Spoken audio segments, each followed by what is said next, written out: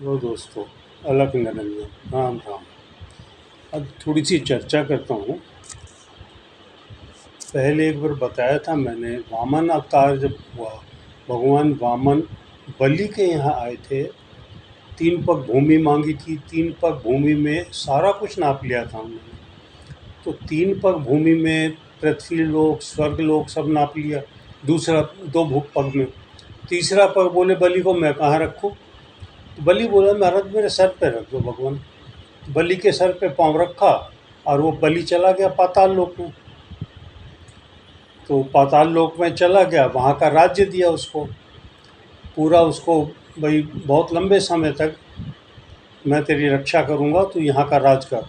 मतलब वो सुतल लोक बोलते हैं, 7 लोक होते हैं पाताल के नीचे भी, पृथ्वी के नीचे। अतल, वतल, सुतल,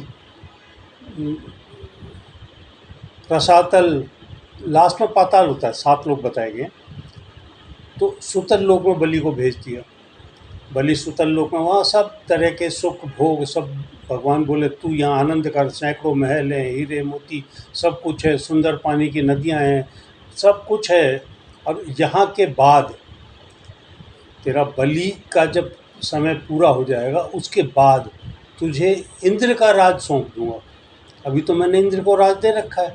इंद्र है, कोई और है तो उसको दे रखा है लंबे समय तक। तो तब तक तू यहाँ राज कर, उसके बाद तुझे इंद्र का राज सौंप दूँगा। तो ये सुख होते हैं अलग अलग तरह के। जैसे पृथ्वी लोक में मनुष्य चाहता है ये ज़मीन मेरी हो, वो ज़मीन मेरी हो, पृथ्वी की सारी भूमि मनुष्य को कर दो, तो कितना आनंदित होता है वो। ऐसे ही 100 गुना आनंद, मतलब जितना आनंद पृथ्वी की सारी भूमि पाके मनुष्य को होता है, ऐसे ही 100 आनंदों को मिलाओ तो उतना आनंद जाके गंधर्व लोक में होता है। गंधर्व लोक मनुष्य लोक से ऊपर है। गंधर्व लोक में ऐसे 100 गुना आनंद गंधर्व लोक में होता है। तो वहाँ भी आनंद प्राप्त करते हैं, जाते तो मनुष्य मरने के बाद।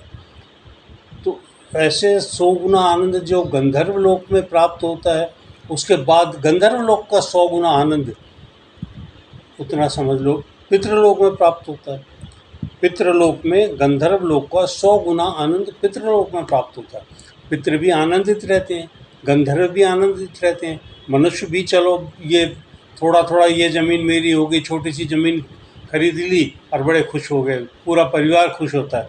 तो इसमें बताया गया अगर मनुष्य सारी ज़मीन का मालिक बन जाए तो कितनी खुशी होगी उसकी। उतनी खुशी का 100 गुना खुशी गंधर्व लोक में, गंधर्व लोक की खुशी का 100 गुना खुशी पितृलोक में। और ऐसे ही 1-2 लोक और बताए हैं 100-100 गुना की उसमें। तो इंद्रलोक में जो है जो पितृलोक से ऊपर 100 गुना खुशी का एक लोक बताया है, शायद आजान लोक। तो उसके बाद उससे ऊपर एक लोक बताया है 100 गुना खुशी का। उसके बाद इंद्रलोक बताया गया।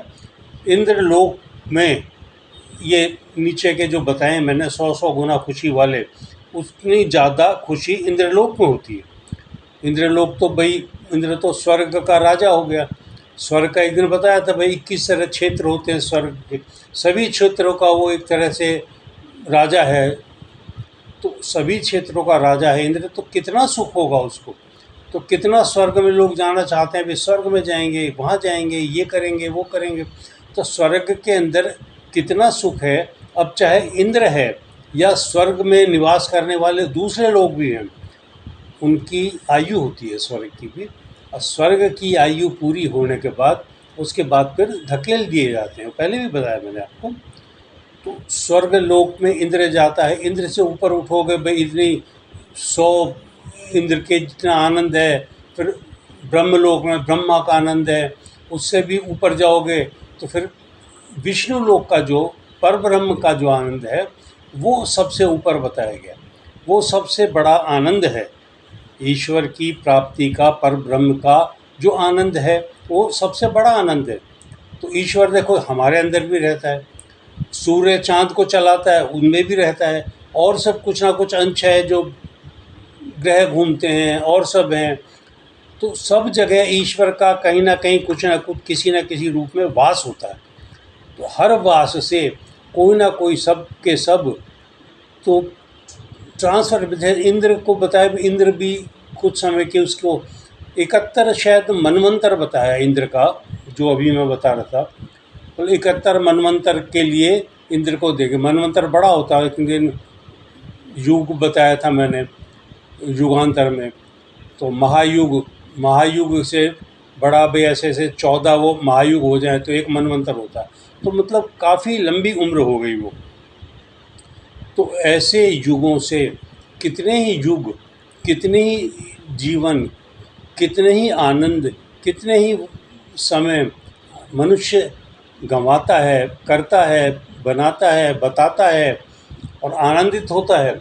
लेकिन एक चीज़ और शास्त्रों में बताई गई है, जिसको ये कुछ नहीं चाहिए, जो वैसे ही आनंदित रहता है, जिसको ना सुख चाहिए, ना भोग चाहिए, ना कुछ और चाहिए, ना वो अच्छे की कामना करता है, ना बुरे से डरता है, तो जो हमेशा न्यूट्रल टाइप का रहता है, तो वो आनंदित है। तो ऐसे मनुष्य को बिना कुछ किए हुए भी वो सीधा परब्रह्म लोक मिलता है। ऐसे जीव को जो किसी में ध्यान नहीं देता, कुछ नहीं उसमें सोचता है, आनंद है, बहुत अच्छा बात है, उसको पड़ी नहीं है किसी चीज़ की, दुख है कोई बात नहीं है, भोग लूँगा। तो ऐसे ही जो ना सुख में है, ना दुख में है, ना तेरे में है, ना मेरे में है, तो ऐसे ही जीव को सीधा सीधा परब्रह्म के लोक में ट्रांसफ़र हो जाती है। तो परब्रह्म परमात्मा का जो लोक है, वहाँ ऐसे जीव सीधे चले जाते हैं कि उसको ज़मीन यहाँ से कोई मतलब ही नहीं है। जो लोग आनंदित होते हैं, आनंद लेते हैं, भाई ये मेरी जगह का आनंद है, ये मेरे उस चीज़ का आनंद है, ये मेरे परिवार का आनंद है, तो फिर आनंद के चक्कर में जाएंगे वो गंधर्व लोग, वहाँ फिर आनंद लेंगे, वहाँ के आनंद के चक्कर में किसी और लोक में जाएंगे। तो जिस भी लोक में जाओगे, यहाँ तक के ब्रह्म लोक में भी जाओगे, वहाँ से नीचे आना पड़ेगा भाई। तो नीचे आना पड़ेगा मतलब है कि पृथ्वी लोक पे आना पड़ेगा।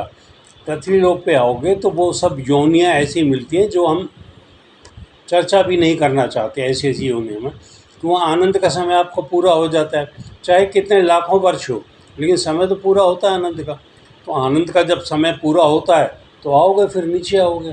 नीचे आने के बाद क्या है, फिर वही दोबारा से गिनती शुरू हो जाएगी, दोबारा से गिनती शुरू हो जाएगी। फिर वो सुख पाओ, दुख पाओ, अच्छे रहो, बुरे रहो, मतलब कई चीज़ों में ऐसा होता है कि आदमी को भाई बहुत सुख मिला तो सिर्फ सुख ही सुख की कामना करता है वो, भाई यहाँ से बहुत दुख मिला, वो दुख ही दुख की कामना करता है। तो जहाँ ना सुख है ना दुख है, सब चीज़ परमात्मा के अधीन है, सब चीज़ आनंदित है, सब कुछ आनंदित है। तो एक होता है ना, कोई चीज़ हमारी भाई घर के अंदर है, भाई ये चीज़ काम की नहीं है, यूज़लेस है, उसको उठा के स्टोर रूम में डाल देते हैं। तो एक तरह से वही मोक्ष का हिसाब है भाई। मोक्ष भी क्या है कि बताए थे मैंने, 4 प्रकार के मोक्ष होते हैं। 4 प्रकार के मोक्ष में जैसे एक मोक्ष है वे हम ईश्वर के साथ रहेंगे, वो मोक्ष है। एक ईश्वर के जैसे रहेंगे, वो मोक्ष है। एक ईश्वर के पास रहेंगे, वो मोक्ष है। एक ईश्वर के अंदर प्राप्त हो जाएंगे, वो मोक्ष है। ये 4 तरह के मोक्ष हो गए। तो चारों तरह के मोक्ष का मतलब है कि वहाँ से फिर वापस आना नहीं पड़ता, पृथ्वी पे जन्म नहीं होते उसके, किसी भी लोक में जन्म नहीं होते, कहीं जाता नहीं है वो बस आनंदित रहता है, ईश्वर के साथ मिल जाता है, ईश्वर के लोक में रहता है। और इससे बड़ा आनंद और कोई हो नहीं सकता पृथ्वी लोक का, क्या किसी भी लोक का। जो ब्रह्म लोक में, जो ईश्वर के लोक में मिल जाता है, उससे बड़ा आनंद और कोई हो नहीं सकता भाई। चलो ठीक है, धन्यवाद, फिर कभी बताऊँगा। अलख निरंजन।